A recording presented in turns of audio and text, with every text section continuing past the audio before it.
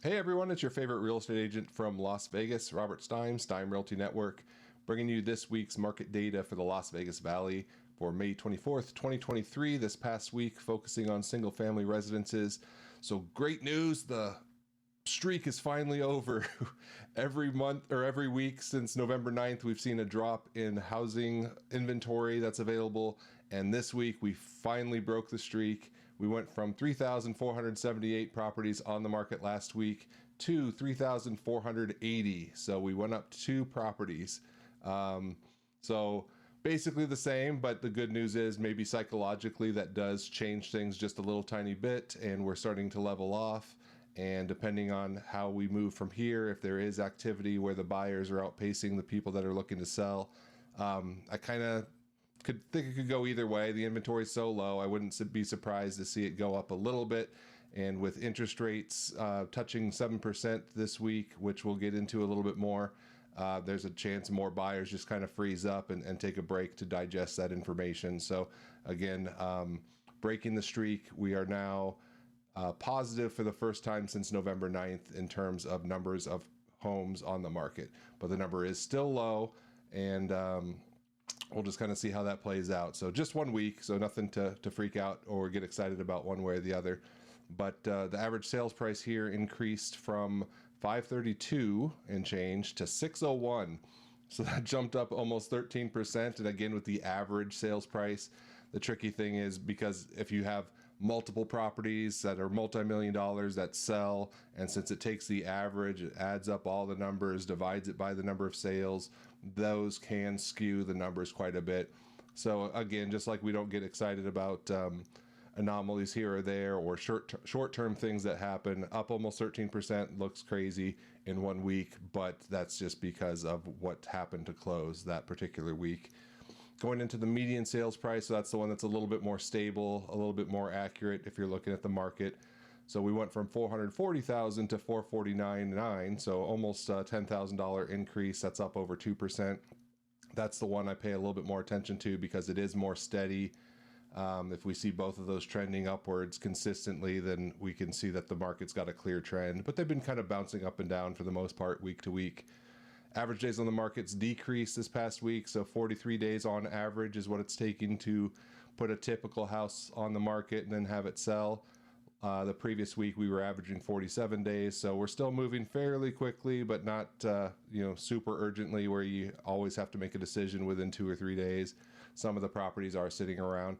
We are seeing that if the property is well kept and updated and priced right, those are still selling really fast. But if your house that is on the market isn't standing out in any way, not screaming that it's a good deal, it could sit on the market for a little bit longer. And that's why having a good listing agent and a good listing strategy, marketing the property is important. So if we look at the total inventory, 3,480 divided by the number of sales, that's 442. We have about 7.9 weeks of inventory. So last week it was about 8 weeks of inventory. This is roughly the same. We'll call it 7.9 though.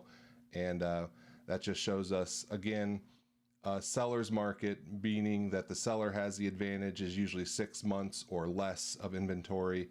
A buyer's market means 6 months or more of inventory, where the buyers have more options to pick from, a little bit more leverage. But right now, with about 2 months of inventory is what we've got right now, so very much still a seller's market. However, because things are moving a little bit more slowly, because interest rates are a little bit higher, the buyers are getting some incentives and some negotiation on the properties that are sitting on the market just a little bit longer. So that could mean closing costs, more favorable terms. It's pretty balanced really right now as far as the feel of the market goes. And if we move on to the next slide here, so if we're looking at the sales activity, the number of contracts this week, so homes that were put under contract, this week was 594 versus 656 last week, so down over 9% just as far as the activity goes. That's a pretty big number week to week, but again, since it's just a weekly number, we don't get too hung up on it.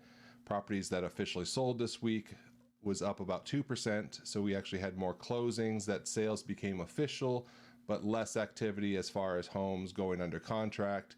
Usually about a 4-week lag time by the time you get into a contract, go through the inspections, get your financing lined up and close on the property. That's roughly 30 days. So that's number of contracts usually lags 30 days-ish to turn into sold. And notice the default. So I'm changing up these numbers a little bit. I found another source that I kind of like, and it shows the trends a little bit differently. So as far as the month of May, month to date, we have 254 notice of defaults.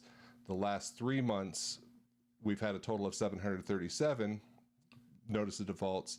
And if we look all the way back the last 12 months, we've actually had 2,644. So that number was a little bit higher than I had thought. And this other source seems to do a little bit better job of tracking the total number. This is for all of Clark County, though, so not just the Las Vegas Valley. This is going to include places like Boulder City, Mesquite even, and just some of the unincorporated parts of Las Vegas that we need to consider too.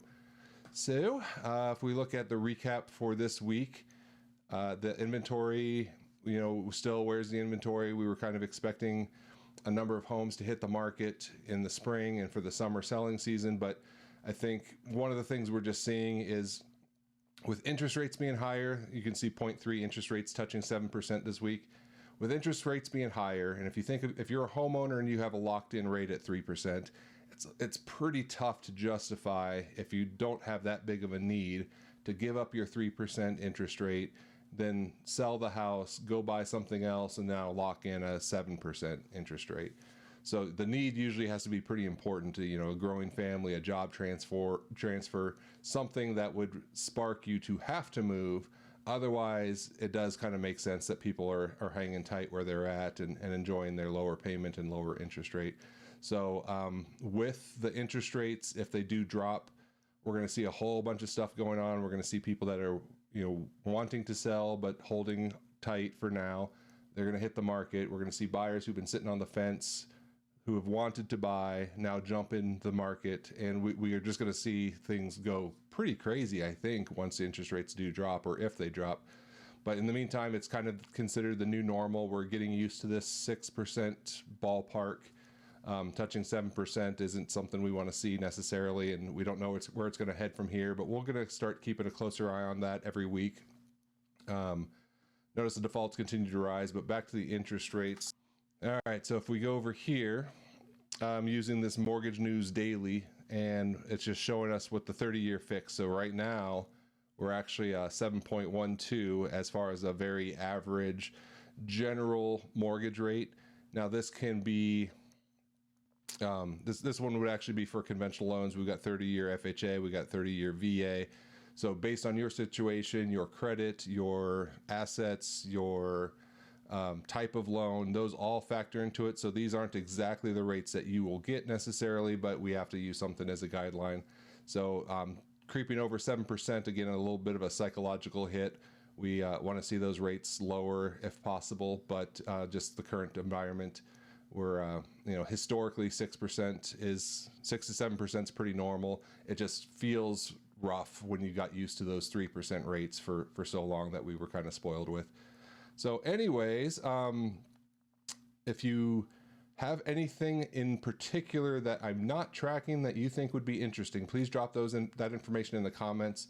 I appreciate everybody who watches these videos. If there's anything I can do for you as a real estate agent, happy to help, have private conversations, consultations. Feel free to keep supporting my channel with a like and a subscribe. And yeah, we'll catch you next week. Thanks so much.